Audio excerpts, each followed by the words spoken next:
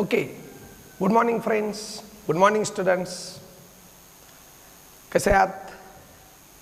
अपेक्षा आहे की तुम्ही व्हिडिओ लेक्चर्सचा फायदा घेऊन तुमचा अभ्यास चालू केला असेल किंवा त्याचा स्पीड वाढवला असेल. जे विद्यार्थी 11वीतून नवीन 12वीत गेलेले आहेत त्यांच्यासाठी ही एक मेजवानीच आहे. लॉकडाऊनच्या कालावधीमध्ये आपण व्हिडिओ लेक्चरच्या माध्यमातून तुमचा 12वीचा सिलेबस सुरू केलेला आहे. त्याचप्रमाणे जे विद्यार्थी 12वीची परीक्षा ज्यांनी दिलेली आहे आणि नीट JEE आणि CETचा जे अभ्यास करताय त्यांच्यासाठी कदाचित हे व्हिडिओ लेक्चर्स थोडे स्लो वाटत असतील, परंतु त्यांनी योग्य ठिकाणी त्याचा स्पीड वाढवून योग्य ठिकाणी ते पॉज करून त्याचाही उपयोग करायचा आहे. जास्तीत जास्त कन्सेप्ट, अगदी बारीक बारीक कन्सेप्ट जे आहे कोऑर्डिनेशन कंपाऊंड मधले ते तुम्हाला कळावे, हा या लेक्चर मागचा उद्देश आहे. सगळ्यात महत्त्वाचं की प्रत्येक व्हिडिओ लेक्चर्स बघत असताना तुम्ही नोटबुक घेऊन बसायचं आहे. त्यातले पॉइंट्स नोट डाऊन करायचे आहेत, एक्झाम्पल्स सॉल्व करायचे आहेत, स्वतःच्या नोट्स काढायच्या आहे आणि आपल्या NCERTच्या टेक्स्टबुक बरोबर शिकवत असलेला टॉपिक हा नेहमी कोऑर्डिनेट करून बघायचा आहे, कंपेअर करून बघायचा आहे. जसं जसं व्हिडिओ लेक्चर पुढे जाईल तसं तसं टेक्स्टबुकमधला जो टॉपिक आहे त्या रिलेटेड तो तुम्ही वाचायचा, त्याचा अभ्यास करायचा, त्याच्याशी रिलेटेड क्वेश्चन सॉल्व करण्याचा प्रयत्न करायचा. आता ज्या लेक्चरची तुम्ही आतुरतेने वाट बघत होता, ज्याची पूर्वतयारी आपण मागच्या 2 लेक्चरमध्ये केली, आणि ते म्हणजे IUPAC nomenclature of coordinate compounds. मागच्या लेक्चरला मी तुम्हाला सांगितलं की जसं ऑर्गॅनिक कंपाऊंडच्या नॉमेनक्लेचरला मेथड आहे तसं इनऑर्गॅनिक कंपाऊंड म्हणजे कोऑर्डिनेट कंपाऊंडच्या नॉमेनक्लेचरची IUPACनं तयार केलेली सेपरेट मेथड आहे and it gives the IUPAC name to the coordinate compound. आता मागच्या लेक्चरला आपण ती सगळी तयारी केली, कोऑर्डिनेट कंपाऊंड नक्की लिहायचे कसे आणि मग लिहिल्यानंतर त्याचं नॉमेनक्लेचर कसं करायचं ते आता आपण बघणार आहोत. भैया व्यवस्थित लक्ष द्यायचं, प्रत्येक रूलकडे बारीक लक्ष ठेवायचं, एकही रूल आपला हुकता कामा नये. नॉमेनक्लेचर इज व्हेरी इंटरेस्टिंग, पण तुम्ही स्वतः त्याच्यामध्ये किती इंटरेस्ट घेता याच्यावर पण ते अवलंबून आहे. आणि मग आता आपल्याला ऑर्गॅनिक कंपाऊंडच्या नॉमेनक्लेचरच्या मेथडचा इथं काही उपयोग होईल का? तर मुळीच नाही. इनऑर्गॅनिक कंपाऊंडचं नॉमेनक्लेचर हे पूर्णतः वेगळं आहे. सगळ्यात पहिलं मी तुम्हाला डोळ्यासमोर काही एक्झाम्पल्स ठेवतो. फॉर एक्झाम्पल आपल्याला याचं नॉमेनक्लेचर करायचं K4, Fe, CN6. आपल्याला नॉमेनक्लेचर करायचं याचं CO, NH36 outside bracket Cl3. आपल्याला नॉमेनक्लेचर करायचं याचं NiCO 4 टाइम्स. आपल्याला नॉमेनक्लेचर करायचं याचं Cr En twice Cl2 Br. सगळ्यात महत्वाचं की हे बघा, total charge on this compound. याच्यामध्ये काय काय हो? Square bracket is a complex ion and counter ion. Complex ion and counter ion. No counter ion, only complex but not ion. Neutral complex. This is counter ion and this is complex ion. सगळ्यात पहिला point जो आहे, rule number 1 म्हणा वाटलंच तर तुम्ही, that is how we are going to naming the coordinate compound. पूर्ण coordinate कंपाऊंडचं नेमिंग कसं करायचं? Very easy.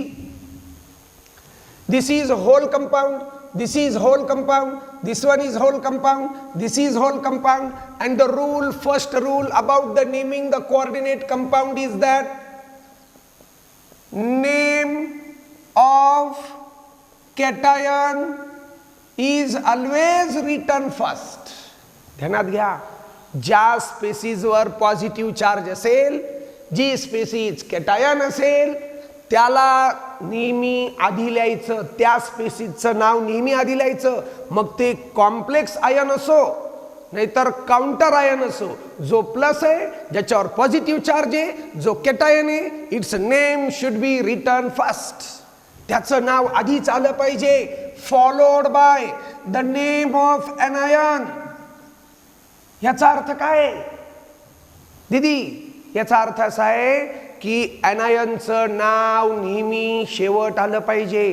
पूर्ण कंपाऊंडच्या नावाच्या शेवट एनायनचं नाव पाहिजे. कंपाऊंडच्या नावाची सुरुवात कॅटायनच्या नावानं झाली पाहिजे आणि कॉम्प्लेक्स कंपाऊंडच्या नावाचा शेवट एनायननं झाला पाहिजे. The rule is that name of cation is always written first followed by the name of anion. जो कुणी कॅटायन असेल, मग तो कॉम्प्लेक्स कॅटायन असो न तर काउंटर कॅटायन, तो आधी लिहायचं त्याचं नाव. जो एनायन आहे, मग तो कॉम्प्लेक्स एनायन असो नाही तर काउंटर एनायन, त्याचं नाव शेवट लिहायचं. समजतंय का? फॉर एक्झाम्पल, लगेच वरच्या काही एक्झाम्पल पैकी घेऊया. K4 FeCN6 मध्ये this example includes cation and this example includes anion. सांगा बरं, या एक्झाम्पल मध्ये कॅटायन कोण आहे? This is potassium alkali metal. Alkali metal is a counter ion and alkali metal carries +1 charge. बरोबर आहे का? हा K प्लस आहे, त्याच्यावर +1 चार्ज आहे. आणि मग राहिलं कोण? स्क्वेअर ब्रॅकेट मध्ये Fe. सायनाइडला सोडत नाही, FeCN6. आणि सगळ्यात महत्वाचं काय इथे? सगळ्यात महत्वाचं आहे की पोटॅशियमवर +1 चार्ज, 4 पोटॅशियमवर +4. +4 ला कॅन्सल करण्यासाठी इथे -4. 4 मायनस म्हणजे कोणत्या टाईपचं कॉम्प्लेक्स आहे? कॉम्प्लेक्स कुठे बघणार? कॉम्प्लेक्स बघणार स्क्वेअर ब्रॅकेट मध्ये. This as counter ion is plus, complex ion is minus. This is example of anionic complex. आणि मग कॅटायन कोण? पोटॅशियम. एनायन कोण? हा कॉम्प्लेक्स आयन. बरंच कॉम्प्लिकेटेड असेल त्याच्यात, पण मग रूल काय सांगतो? Name of cation is written first. Cation म्हणजे हा आधी पोटॅशियमचं नाव येणार आणि मग नेम ऑफ एनायन म्हणजेच कॉम्प्लेक्सचं आयनचं नाव नंतर येणार. या पूर्ण कंपाऊंडच्या नावाची सुरुवात होणार पोटॅशियम पासून. पोटॅशियम आणि मग पुढे काहीतरी नाव असेल. ह्याच नावाची गुंतागुंत आपल्याला अजून सॉल्व्ह करायची आहे. दुसरं एक्झाम्पल पाहूया. Example number 2, that is CONH3 6 times Cl3. It includes, याच्याकडे काय काय आहे? याच्याकडे सुद्धा कॅटायन. आता हे कसं ओळखायचं? त्याच्याकडे कॅटायन आणि एनायन आहेत की नाही? तर मी मागच्या खूप 2-3 लेक्चरमध्ये तुम्हाला शॉर्टकट सांगितला की स्क्वेअर ब्रॅकेटच्या बाहेर जर काही असेल तर तो काउंटर आयन आहे. स्क्वेअर ब्रॅकेटच्या बाहेरचा काउंटर आयन, आणि ज्याच्याकडे काउंटर आयन असतो त्याच्याकडे कॉम्प्लेक्स सुद्धा आयनच असतो. हा काउंटर आयन प्लस आहे म्हणून कॉम्प्लेक्स आयन मायनस आहे. आता इथे बघूया, कॅटायन कोण अँड एनायन कोण? तर क्लोराइड कोण आहे? क्लोराइड Cl3 नाही येते, Cl-1 आहे. Chloride chloride chloride, that is anion is chloride. बरोबर आहे ना भैया? एनायन कोण आहे? Anion chloride. Chloride is anion. असे किती क्लोराइड येते? 3. -1 -1 -1 -3 म्हटल्यावर CONH3 6. हे जर -3 असेल तर याच्यावर राहिलं +3.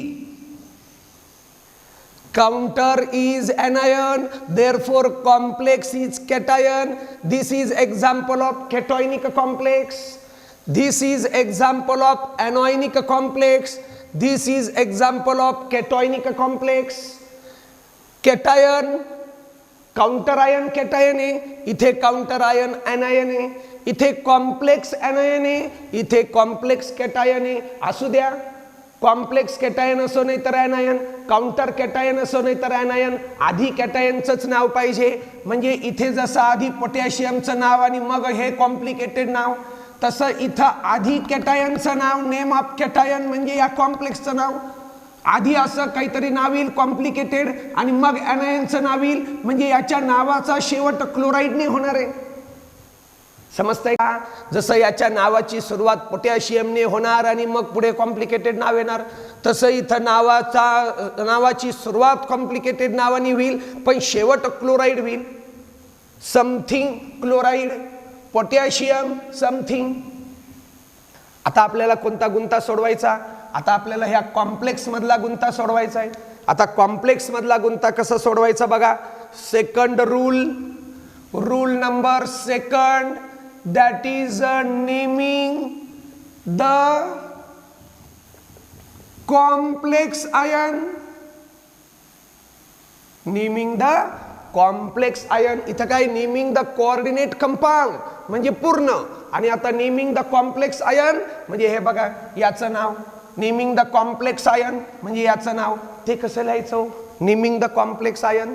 For example, in complex ion, जर तो कॉम्प्लेक्स आयन असेल तर name of ligand is always written first, followed by the name of central metal atom or ion.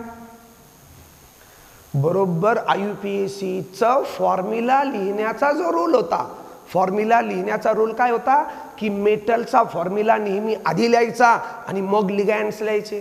अगदी त्याच्या बरोबर उलट आहे. नाव लिहिताना मात्र आधी लिगॅंड्सची नावं लिहायची.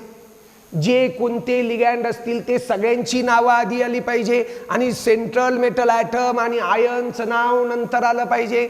फॉर एक्झाम्पल, इन, हेच एक्झाम्पल घेऊया आपण. In Fe CN6 4-, iron is a central metal, cyanide is a ligand. म्हणून मग इथे काय सिक्वेन्स आहे? Name of ligand, that is name of cyanide, name of Cn- आणि followed by the name of iron. समजतंय का? Name of ligand is written first, name of ligand that is cyanide ligand is written first, followed by the name of metal that is iron. दुसरं जे example घेतलं होतं भैया, कोणतं घेतलं होतं? In CONH36, in CONH36 3+. या केसमध्ये name of ammonia is written first, name of ligand is written first, followed by the name of central metal, that is name of cobalt is written later. नंतर लिहायचं कोबाल्टचं नाव. अतिशय सोपा आहे. बघा काय लिहिलं मी? Naming the complex ion. Complex ion मध्ये आधी name of ligand cyanide, then name of metal iron, आधी नेम ऑफ लिगॅंड अमोनिया, मग name of central metal cobalt. आणि जर याच्याकडे सगळे लिगॅंड सायनाइड आहे म्हणून ठीक आहे, याच्याकडे सगळे लिगॅंड अमोनिया आहे म्हणून ठीक आहे, पण जर लिगॅंड वेगवेगळे असते मग अतिशय छान रूल आहे की डिफरंट लिगॅंड्स, नीट ध्यानात घ्या, डिफरंट लिगॅंड्सचा अर्थ कळतोय का? डिफरंट लिगॅंड्सचा अर्थ काय आहे की जर लिगॅंड वेगवेगळे असतील, 6 लिगॅंड आहेत पण 4 अमोनिया आणि 2 क्लोराईड लिगॅंड आहे, किंवा 2 इथिलीन डायमाइन आणि 2 ब्रोमाइड लिगॅंड आहे, 4 अमोनिया लिगॅंड आणि 2 वॉटर लिगॅंड आहे, मग काय करणार? तर different ligands are written in alphabetical order. काल असं होतं का? तर मागच्या लेक्चरला आपण काय बघितलं? लिहिण्याची पद्धत काय? लिहिताना सुद्धा लिगॅंड जर वेगवेगळे असतील तर अल्फाबेटिकल ऑर्डरमध्ये लिहायचे असं ठरलं होतं फॉर्म्युल्यामध्ये. तसं नाव लिहिताना सुद्धा वेगवेगळे लिगॅंड्सची नावं लिहिताना अल्फाबेटिकल ऑर्डरमध्ये लिहायचे. Different ligands are written in alphabetical order irrespective. Respect म्हणजे मान देणे, इररिस्पेक्टिव्ह म्हणजे विचार न करता, इररिस्पेक्टिव्ह म्हणजे त्याला कुठलाही मान न देता. कोणता मान द्यायचा नाही त्याला.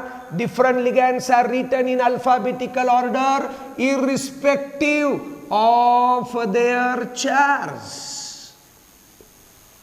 म्हणजे काय हो, इररिस्पेक्टिव्ह ऑफ देअर चार्ज म्हणजे मी निगेटिव्ह लिगॅंड आहे, मला आधी लिहा. मी न्यूट्रल लिगॅंड आहे, मला आधी लिहा. मी मोनोडेंटेट नाही, मी पॉलीडेंटेट आहे. मी नॉन चिलेटिंग नाही, मी चिलेटिंग लिगॅंड आहे, मला आधी लिहा. बाबा आम्हाला काही सांगू नकोस, आम्ही याचा काही विचार करत नाही. तू मोनोडेंटेट आहे का पॉलीडेंटेट आहे, तू निगेटिव्ह लिगॅंड आहे का न्यूट्रल लिगॅंड आहे का पॉझिटिव्ह लिगॅंड आहे, याला आम्ही विचारात घेत नाही. आम्ही विचारात घेतो की तुझं नाव काय आहे आणि अल्फाबेटिकल ऑर्डरमध्ये तू कुठे येतोस. जर कॉम्पिटिशन असली क्लोराईड लिगॅंड आणि ब्रोमाइड लिगॅंड तर ब्रोमाइडला लिहिण्याची संधी आधी, ब्रोमाइड आणि आयोडाइड लिगॅंड मग ब्रोमाइडला लिहिण्याची संधी आधी.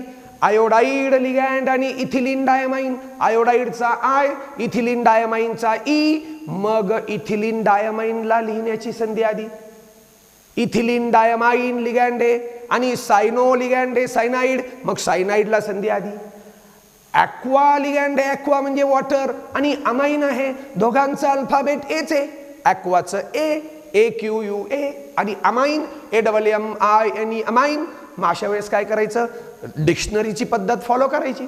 पहिला अल्फाबेट जरी ए असेल तर दुसरा अल्फाबेट ॲक्वाचं काय क्यू आणि अमाइनचं काय आहे एम, मग एम आधी येणार. जो थोडक्यात डिक्शनरीत आधी येतो त्याला आधी लिहायचं, मग अमाइन आधी येणार, ॲक्वा नंतर येणार. Different ligands are arranged in alphabetical order irrespective of their charge. वेगवेगळे लिगॅंड त्यांच्या अल्फाबेटिकल ऑर्डर मध्ये अरेंज करायचे. आणि मग बघा, आता फळ्यावरचं पुसलं तर चालेल ना.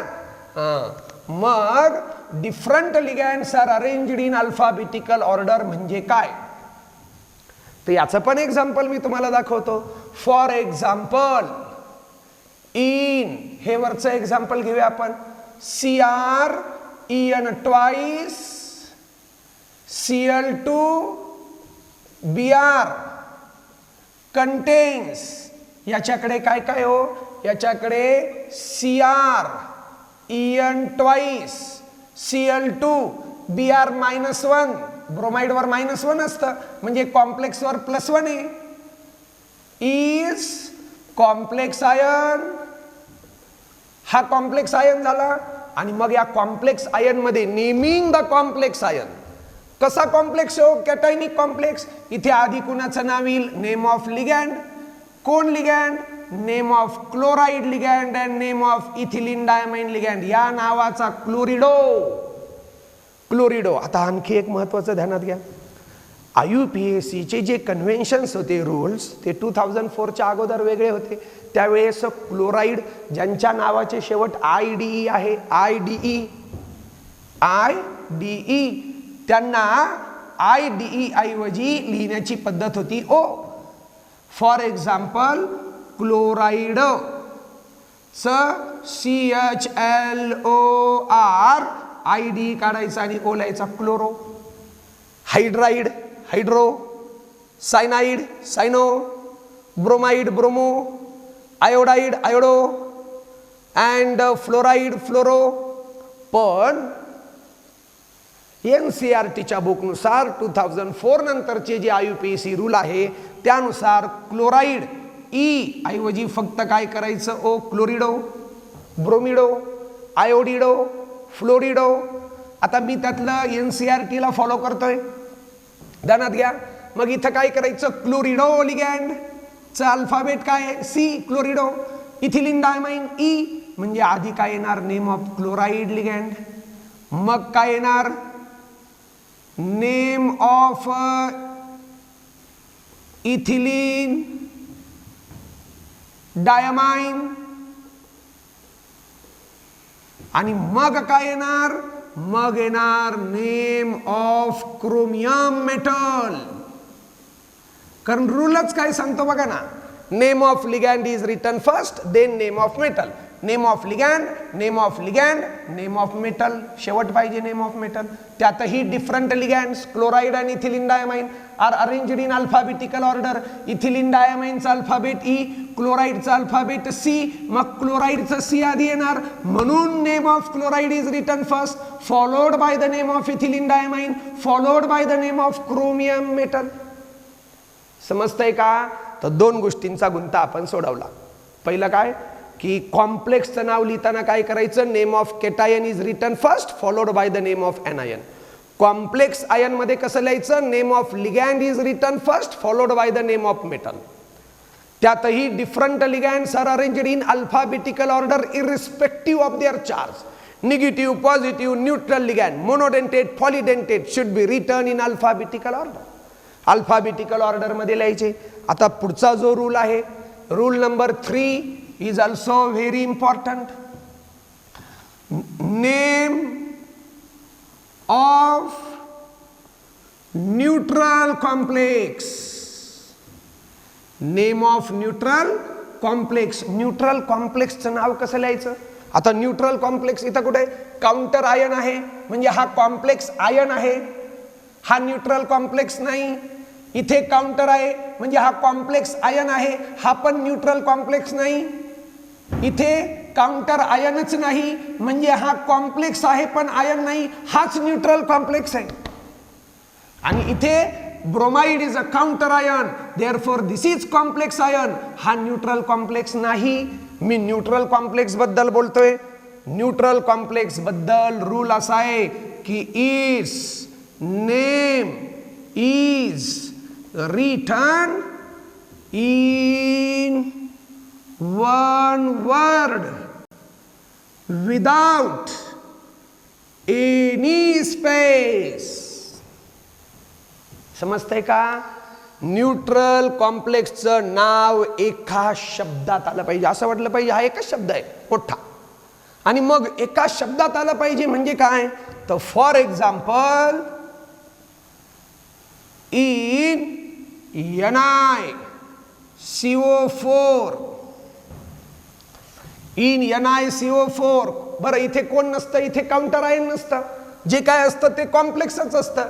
Naming the complex. कॉम्प्लेक्स मध्ये आधी कुणाचं नाव येणार, आधी येणार name of carbon monoxide plus name of nickel. पण ते पण कसं, इन वन वर्ड, एका शब्दात.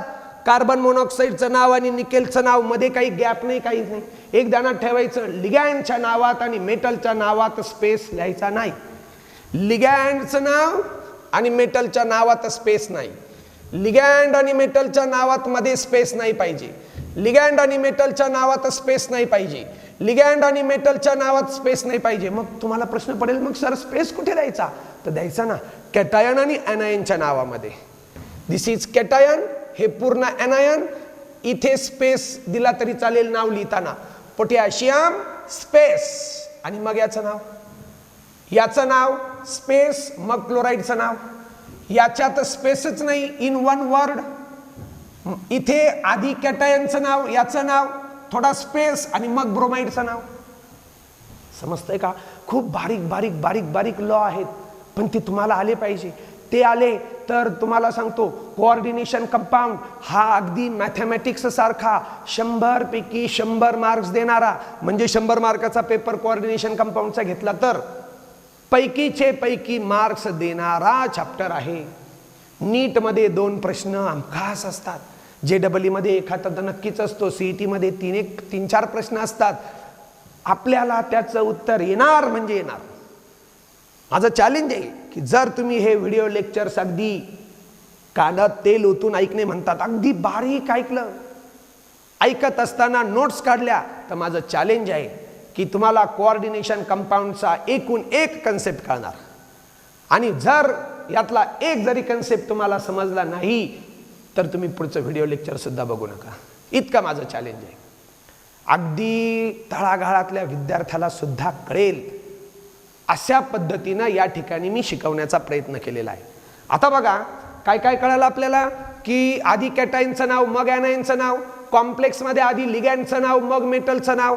आता पुढे पुढे काय करायचं बघा, तर मेटल बद्दलचा पुढचा रूल आहे.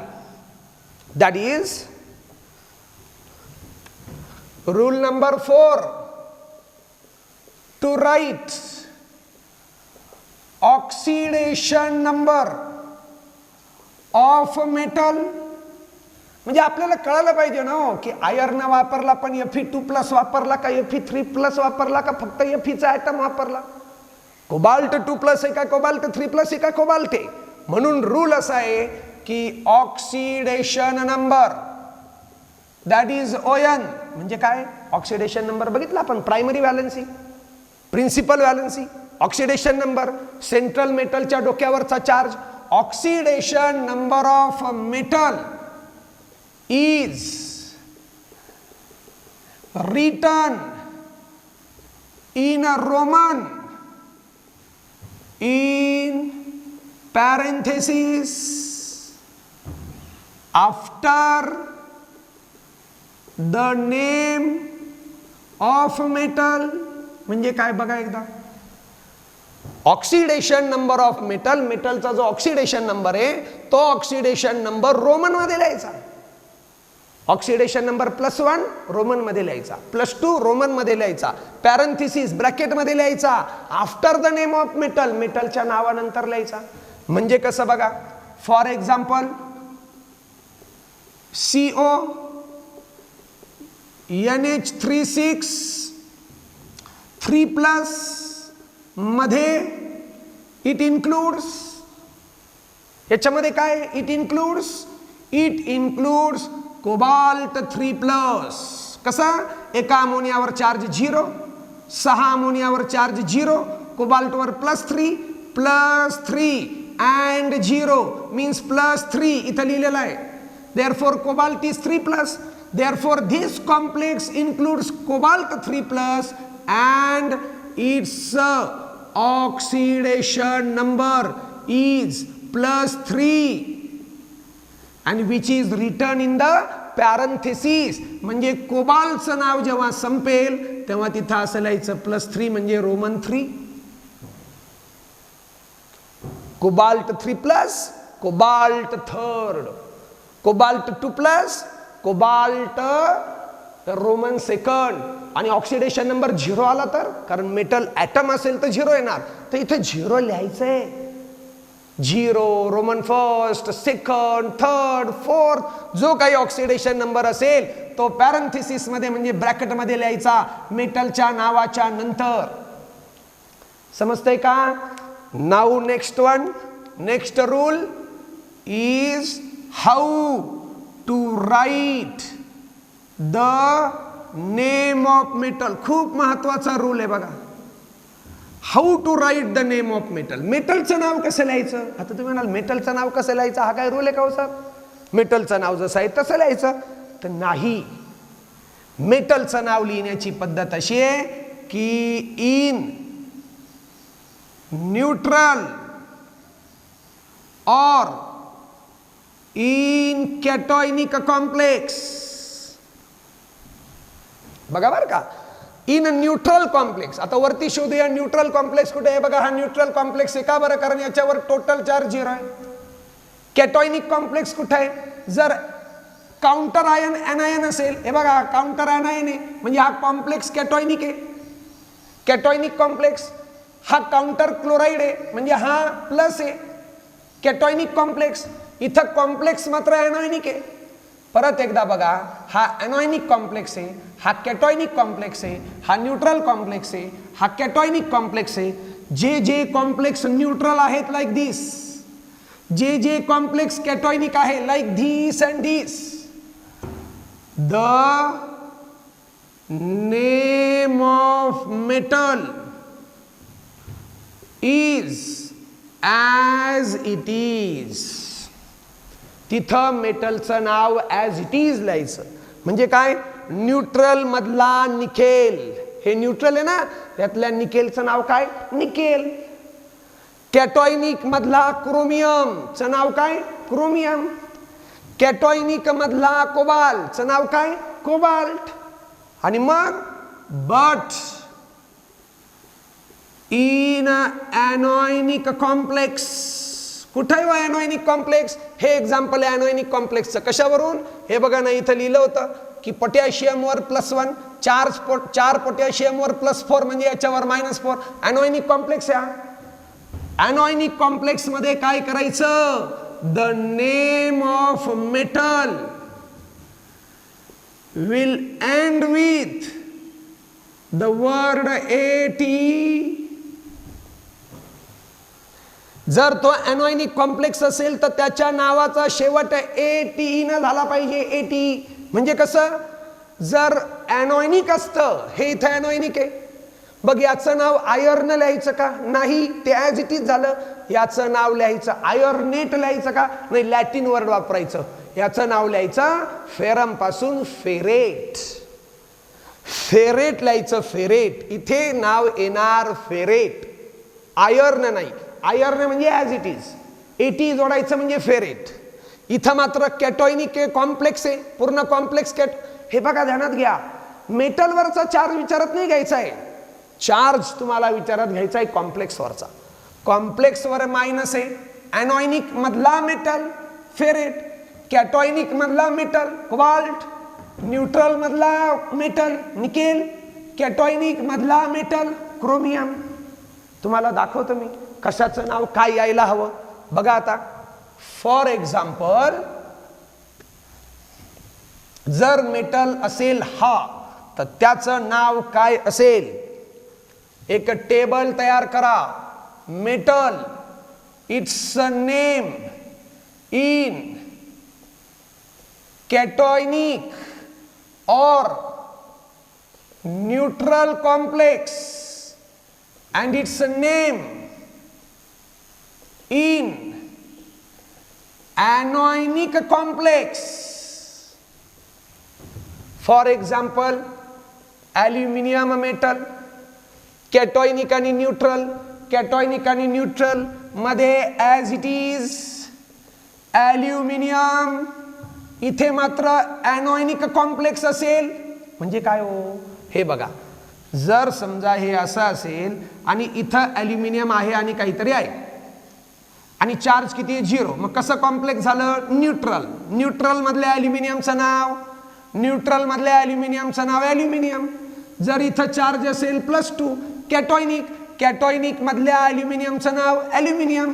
पण जर इथं असेल ॲनॉयनिक, तर इथल्या ॲल्युमिनियमचं नाव ॲल्युमिनेट. राहील का ध्यानात?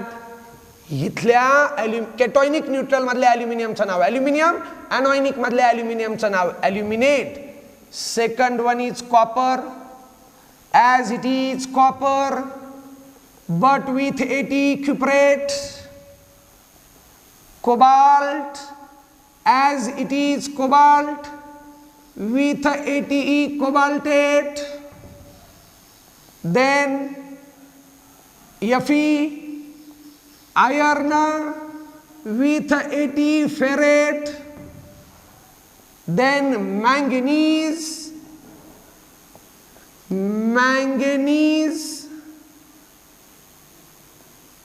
as it is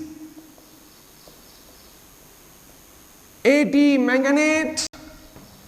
Then Hg, as it is mercury with AT mercurate. Then next one is Cr, that is as it is chromium, chromate. Then Pb, lead, plumbum, plumbate, not leadate. Then next one, that is gold, as it is gold. Latin ला जोडायचं AT, orate. And Eg, means silver and it is argentate. समजतंय का? बघा, aluminium aluminate, copper cuprate, cobalt cobaltate, iron ferrate, manganese manganate, mercury mercurate, chromium chromate, lead plumbate, gold aurate and silver argentate. याचं नाव हा कुठे आहे हो? ॲनॉयनिक मध्ये आहे म्हणून फेरेट. हा कॅटॉयनिक कॉम्प्लेक्स मधला कोबाल्टच लिहायचा, कोबाल्टेट नाही. हा न्यूट्रल मधला निकेलच लिहायचा, निकेलेट नाही लिहायचा. हा कॅटॉयनिक मधला क्रोमियमच लिहायचा, क्रोमेट नाही लिहायचा. इथे नाव याचं क्रोमियम आहे, इथे याचं नाव निकेल आहे, इथं याचं नाव कोबाल्ट आहे, पण इथं याचं नाव आयर्न नाही तर फेरेट आहे. समजलं? खूप महत्वाचा आणि सोपा रूल आहे. आता याच्यानंतरचा पुढचा रूल, 5वा rule, to write the name of metal. आता खूप महत्वाचा एक रूल आहे की लिगॅंडची नावं कशी लिहायची ते आपण बघितलं, पण to write the number of ligands, to write the number of ligands म्हणजे लिगॅंडची संख्या कशी सांगायची? तर लिगॅंडची संख्या अतिशय सोपा आहे. तो लिगॅंड किती वेळेस येते बघायचं. That is to indicate the number 2, 3, 4, 5 and 6. The prefixes. दोन शब्द असतात आपल्याकडे, एक असतं प्रिफिक्स आणि दुसरं असतं सफिक्स. लिगॅंडच्या नावाच्या पुढे जे लिहिलं ते सफिक्स, लिगॅंडच्या नावाच्या आधी जे लिहिलं ते प्रिफिक्स. आपलं आडनाव शेवट लिहितो आपण सफिक्स, आपलं स्वतःचं नाव आधी लिहितो दॅट इज प्रेफिक्स. तसं लिगॅंडच्या नावाच्या आधी लिहिलेलं प्रेफिक्स, आधी काय लिहायचं तर संख्या लिहायची. कसं लिहायची? जर तो लिगॅंड 2दा असेल तर म्हणायचं डाय, जर तो 3दा असेल तर म्हणायचं ट्राय, 4 वेळेस असेल तर म्हणायचं टेट्रा, 5 वेळेस असेल तर म्हणायचं पेंटा, 6 वेळेस असेल तर म्हणायचं हेक्सा, आणि असे वापरायचे प्रिफिक्सेस. फॉर एक्झाम्पल, एक्झाम्पल बघा तर in K4 Fe CN6 we can write. बघा, ज्यावेळेस लिगॅंडचं नाव लिहिण्याची वेळी, लिगॅंड कोणी? सायनाइड लिगॅंड, सायनो त्याचं नाव आहे. किती वेळेस येतोच लिगॅंड? 6 वेळेस, म्हणून वी कॅन राईट दॅट 6 वेळेस म्हणजे हेक्सा, हेक्सा सायनो. सायनो लिगॅंड हेक्सा वेळेस, 6 वेळेस. तो जर 2दा असता तर डाय सायनो, बाय सायनो, डाय सायनो, डाय अमाइन, डाय एक्वा, डाय क्लोरिडो. 3दा असेल तर ट्राय सायनो, 4 वेळेस असता तोच लिगॅंड तर टेट्रा सायनो, 5 वेळेस असता तर पेंटा सायनो, 6 वेळेस आहे म्हणून हेक्सा सायनो. येतंय का भैया ध्यानात? लक्ष द्या.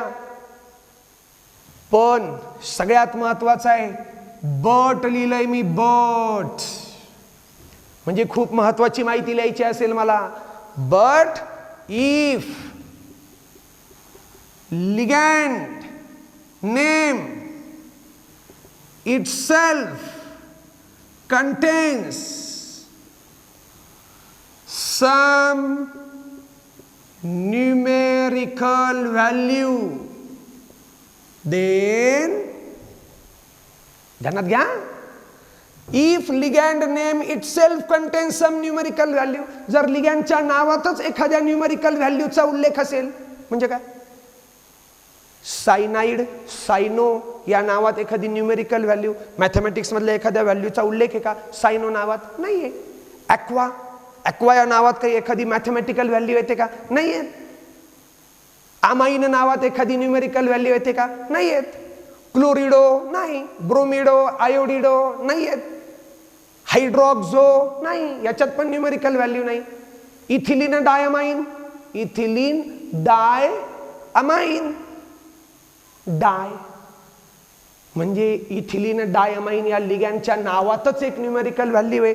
मग अशा वेळेस काय करायचं, देन द प्रेफिक्सेस. त्यावेळेस मात्र जर असा लिगँड ज्याच्या नावात न्यूमेरिकल व्हॅल्यू आहे, इथिलीन डायमाइन किंवा ईडीटीए. ईडीटीए म्हणजे काय, इथिलीन डायमाइन टेट्राएसिटेटो, किंवा डीएमजी डायमिथिल ग्लायोक्सिमेटो, डाय डी. ज्याच्या स्वतःच्याच नावात न्यूमेरिकल व्हॅल्यू आहे त्याच्यासाठी जर तो लिगँड दोनदा असेल तर बिस शब्द वापरायचा. बिस. तो लिगँड डाय नाही म्हणायचं, दोनदा म्हणजे डाय नाही, मग दोनदा म्हणजे बिस. पण कधी क्लोरिडोसाठी नाही. क्लोरिडोसाठी जर तो दोनदा असेल तर डाय क्लोरिडोच आहे. पण इथिलीन डायमाइन दोनदा असेल तर मग डाय इथिलीन डायमाइन नाही, बिस. आणि असा लिगँडचं नाव पॅरेंथेसिस मध्ये घ्यायचं, म्हणजे ब्रॅकेट मध्ये. बिस वेळेस आहे म्हणजे दोनदा आहे, ट्रिस वेळेस आहे म्हणजे तीनदा आहे, आणि टेट्राकिस म्हणजे 4 वेळेस आहे. The are used. जर तो लिगँड दोनदा असेल तर बिस, जर तसा लिगँड तीनदा असेल तर ट्रिस, आणि जर तसा लिगँड 4 वेळेस असेल तर टेट्राकिस. अरे भैया स्पेलिंग कडे नीट लक्ष दे, एकच यस आहे, चुकून 2 लिहिशील. टेट्राकिस म्हणजे 4 वेळेस,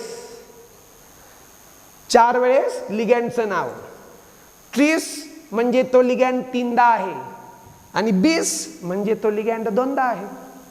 फॉर एक्झाम्पल, याचं एक्झाम्पल काय, हेच वरती एक्झाम्पल घेतो मी. For example, in K4 Fe ion thrice we can write काय, लिगँडचं नाव इथिलीन डायमाइन, लिगँडचं नाव आहे इथिलीन डायमाइन, पण या लिगँडच्या नावातच एक न्यूमेरिकल व्हॅल्यू आहे डाय. म्हणून मग असा इथिलीन डायमाइन तीनदा आहे ना, म्हणून ट्राय नाही म्हणायचं.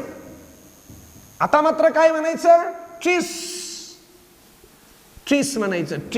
ट्रिस ब्रॅकेट मध्ये इथिलीन डायमाइन. समजतंय का? बघा परत एकदा, सगळ्यात सुरुवातीला आपण बघितलं की कोऑर्डिनेट कॉम्प्लेक्स कंपाऊंडचं नाव कसं लिहायचं. तर त्याचं नाव लिहिताना आधी कॅटायनचं नाव मग ॲनायनचं नाव. कॉम्प्लेक्स मध्ये आधी लिगँडचं नाव मग मेटलचं नाव.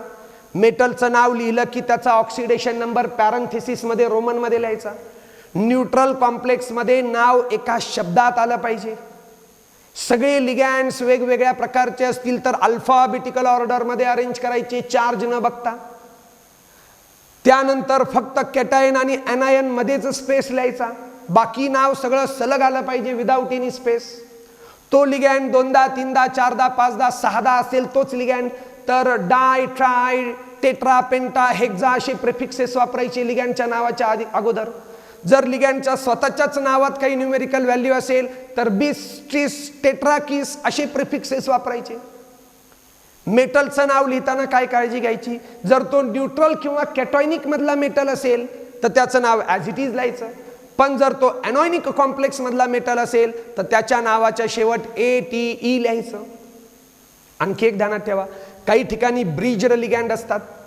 ब्रिज्ड लिगँड म्हणजे समजा हा कोबाल्ट 3+ आणि या कोबाल्ट 3+ मध्ये हा एक लिगँड आहे NH. NH म्हणजे काय तर इमिडो लिगँड, इमिडो. तर याचं नाव लिहिताना असं लिहायचं म्यू इमिडो. म्यू म्हणजे bridge, this is called bridged ligand, mu imido. समजते? ते आपण बघूया. आयसोमर असेल सिस आणि ट्रान्स, ते आपण नंतर बघणार आहोत, ते पण आपल्याला नॉमेनक्लेचर मध्ये लिहावं लागतं. आता फक्त मी 4 एक्झाम्पल तुमच्यासाठी घेणार एवढे सगळे रूल बघितल्यानंतर. आणि कोणते 4 एक्झाम्पल घेणार, हेच वरचे 4 एक्झाम्पल. व्हिडिओ तुम्ही पॉज करा आणि व्हिडिओ पॉज केल्यानंतर हे जे 4 एक्झाम्पल वरती लिहिलेले आहेत या 4 एक्झाम्पलचं नाव लिहिण्याचा प्रयत्न करा. या चौघांचं नाव तुम्हाला लिहिता येतंय का जरा बघा. सगळ्यात पहिलं एक्झाम्पल जे आहे, example number 1, in K4 Fe CN6 complex ion तो कॅटायन आहे की अनायन आहे ते बघू आपण, आणि काउंटर आयन तो पण कॅटायन आहे की अनायन आहे बघूया. काउंटर आयन कोण आहे? K plus. Counter ion is K plus. हा काय K प्लस, आणि तो कोण झाला मग? कॅटायन झाला. याचाच अर्थ असा आहे की स्क्वेअर ब्रॅकेट मध्ये Fe CN6 मगाशी हिशोब करून दाखवला, +1 4 वेळेस +4 म्हणजे हे 4 मायनस, आणि मग तो काय झाला? एनायन. आणि आपलं काय रूल? पहिलाच रूल काय आहे? Name of cation is written first followed by the name of anion. म्हणजे आधी याचं नाव येणार, मग याचं नाव काय आहे हो? मी आता बाकीच्या गोष्टी तुम्हाला पहिल्या एक्झाम्पल मध्ये करून दाखवतो. लिगॅंड कोण आहे? सगळ्यात पहिलं name of Cn minus name of ligand. Name of ligand कोणता लिगॅंड आहे? सायनो लिगॅंड. याचं नाव सायनाइड आयन, आणि लिगॅंडचं नाव काय? सायनो. किती वेळेस आहे होतो? 6 वेळेस, म्हणजे हेक्सा वेळेस. आता मी तुम्हाला शोधून दाखवतो सेंट्रल मेटल. सेंट्रल मेटल कोण आहे? सेंट्रल मेटल Fe आहे, पण चार्ज काढावं लागेल. कसं काढणार? एका सायनाइडवर -1, एका सायनाइडवर -1, 6 सायनाइडवर किती? -6 म्हणल्यावर एका Fe वर x, आणि या दोघांची बेरीज किती आली पाहिजे? याचा x आणि याचा -6 -4, म्हणजे x ची किंमत आहे +2 +2 and -6 -4, म्हणजे इथं Fe 2+ आहे. हे खूप महत्वाचं आहे. आणि मग आता बघा, आपला पहिलाच रूल काय सांगतो? Name of cation is written first. Cation म्हणजे हे बघा, याचं नाव आधी लिहायचं. नावाची सुरुवात कशानं होणार? पोटॅशियम. कॅटायन. मग एनायनच्या नावाकडे जायचं. एनायनच्या नावात पण आधी कुणाचं नाव? लिगॅंड. मग लिगॅंडचं नाव काय? सायनो. किती वेळेस? 6 hexacyano. Name of cation is potassium. Cation आणि एनायन मध्ये स्पेस. आता याचं नाव लिहायला घेतलं, याच्यात आधी लिगॅंडचं नाव सायनो लिगॅंड, 6 वेळेस हेक्सासायनो, आणि मग आता आयर्नचं नाव. आता आयर्नचं नाव कसं लिहायचं? न्यूट्रल मधला आयर्न आयर्न लिहायचा, कॅटॉयनिक मधला आयर्न आयर्न लिहायचा, एनॉयनिक मधला आयर्न फेरेट लिहायचा. फेरेट नाव आहे त्याचं, आणि त्याचं नाव झाल्यावर त्याचा ऑक्सिडेशन नंबर +2 रोमन मध्ये लिहायचा.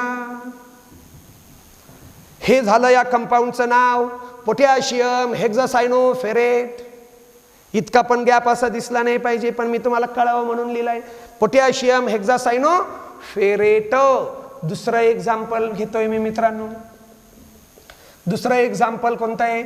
इन CO NH3 त्याची पण मी तुम्हाला फोड करून दाखवतो. कॉम्प्लेक्स आयन कोण आहे आणि काउंटर आयन कोण आहे? तुम्ही प्रयत्न करा. काउंटर आयन आहे तो कोण आहे ते शोधू आपण. क्लोराइड आहे म्हणजे एनायन. काउंटर आयन कोण आहे? तर काउंटर आयन इज क्लोराइड. आणि कॉम्प्लेक्स आयन कसा असेल मग? कॅटायन. कोण येतो? तर स्क्वेअर ब्रॅकेट मध्ये CO NH3 ब्रॅकेट कंप्लीट. आता तुम्ही म्हणाल सर तुम्हाला कसं कळालं? तर मला माहित असतं की क्लोराइड आहे, क्लोराइड -1, क्लोराइड -1, क्लोराइड -1 म्हणजे कॉम्प्लेक्स वर +3. हे -3 म्हणल्यावर हे +3. मग कसा आहे complex ion? Cation, cationic complex. कसा आहे काउंटर आयन? एनायन. इथे पण आपल्याला काय लिहिता येईल? Name of ammonia ligand. कसं लिहायचं अमोनियाचं नाव? इज AMM आयनी अमाइन.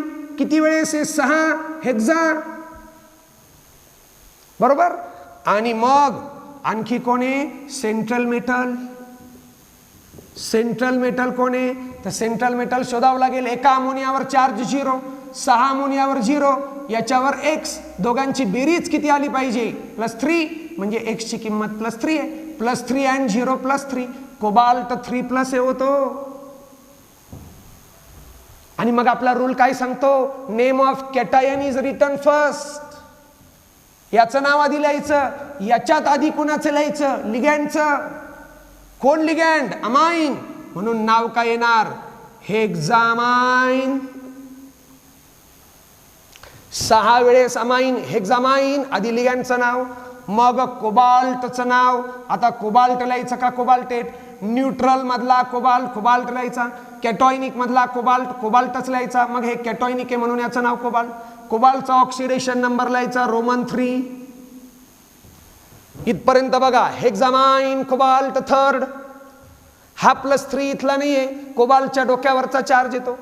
हेक्सामाइन cobalt third. आणि मग आता कुणाचं नाव लिहायचं, कॅटायनचं झाल्यावर ॲनायनचं. ॲनायनचं नाव काय, क्लोराईड.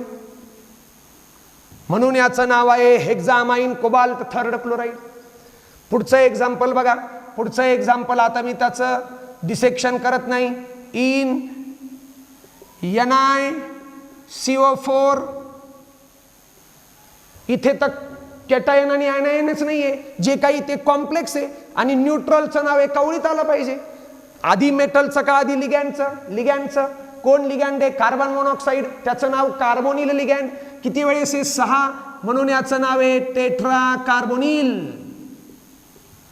Tetra carbonyl nickel. आता निकेलचा ऑक्सिडेशन नंबर, एका कार्बन मोनॉक्साईडवर चार्ज 0, चौघांवर 0, निकेलवर X, टोटल बेरीज 0, येण्यासाठी X ची किंमत पण 0. म्हणजेच निकेल ॲटम आहे ज्याचा ऑक्सिडेशन नंबर 0 आहे. ध्यानात येतंय का, याचा चार्ज किती, 0, चौघांचा किती, 0, वरती डोक्यावर किती, 0. मग निकेलचा 0 असेल ना, 0 प्लस चौघांचा 0 is equal to total 0. Tetra carbonyl nickel 0. And next example, next example काय आहे तर Cr En twice Cl2 outside bracket Br. आता इथे ध्यानात घ्या, Br -1 म्हणजे हा +1.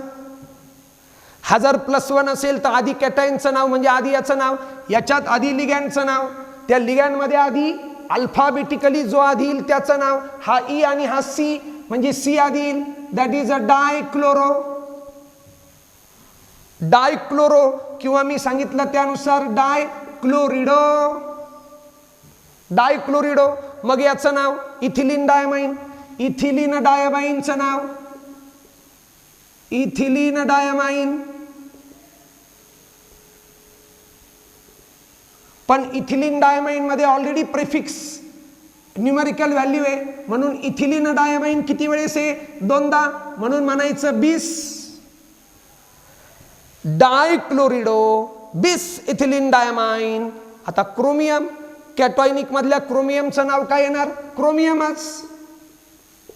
क्रोमियम, त्याचा ऑक्सिडेशन नंबर. आणि मग सगळ्यात शेवट ॲनायनचं नाव, that is a bromide. डायक्लोरिडो bis ethylene diamine chromium bromide. आता क्रोमियमचं ऑक्सिडेशन नंबर, टोटल बेरीज किती आहे, इथं डोक्यावर +1 आहे. एका क्लोराईडवर चार्ज -1, 2 क्लोराईडवर चार्ज -2, 2 क्लोराईडवर चार्ज -2, एका इथिलीन डायमाइनवर चार्ज 0, दोघांवर 0, न्यूट्रल येते. मग क्रोमियमवर X, सगळी बेरीज आली पाहिजे +1, म्हणजे याच्यावर येईल +3. परत एकदा बघा, क्रोमियमवर जर +3 असेल, इथिलीन डायमाइनवर दोघांवर 0, 2 क्लोराईडवर -2, +3 आणि -2 +1 होईल, म्हणजे क्रोमियम +3 आहे. क्रोमियम +3 आहे याचा अर्थ chromium third. Dichlorido bis ethylene diamine chromium third bromide. कॉम्प्लेक्सचं नाव झालं हे. आलं का ध्यानात. आता एक काम करा मित्रांनो, होमवर्क म्हणून NCERTच्या बुकमध्ये किंवा ते तुमच्याकडे नसेल तर स्टेट बोर्डच्या बुकमध्ये जे एक्झाम्पल्स दिलेले आहे त्यांचं नाव लिहिण्याचा प्रयत्न करा. मी माझ्या परीनं सगळ्या प्रकारचे रूल तुम्हाला समजावून सांगितलेले आहे. मला वाटत नाही एका सुद्धा एक्झाम्पलमध्ये अडचण येईल. आधी सगळ्यात महत्त्वाचं तुम्ही लिगँडचा अभ्यास करा, त्याचं नाव बघा, त्याचं ॲब्रिव्हेशन बघा, त्याचा न्यूट्रल, निगेटिव्ह, पॉझिटिव्ह टाईप बघा, त्याच्यावरचा चार्ज बघा, तुम्हाला 100% नॉमिनक्लेचर सोपं जाणार. आणि ज्याला कोऑर्डिनेशन कंपाऊंडचं नॉमिनक्लेचर करता येतं त्याचा कोऑर्डिनेशन कंपाऊंड चॅप्टर आता 60% पूर्ण झाल्या जमाय. माझी अशी अपेक्षा आहे की तुम्हाला या लेक्चरमध्ये शिकवलेलं सर्व नॉमिनक्लेचरचे रूल्स कळाले असतील. जर तुम्हाला आजचं लेक्चर आवडलं असेल तर परत एकदा लाईक बटन दाबायला विसरू नका, कारण तुमचं लाईक मला एनर्जी देतं. पुढच्या लेक्चरमध्ये आपण खूप महत्त्वाचा टॉपिक कोऑर्डिनेशन कंपाऊंडचा स्टडी करणार आहोत, आयसोमेरिझम. तोपर्यंत stay tune for the new video lectures. Thank you once again.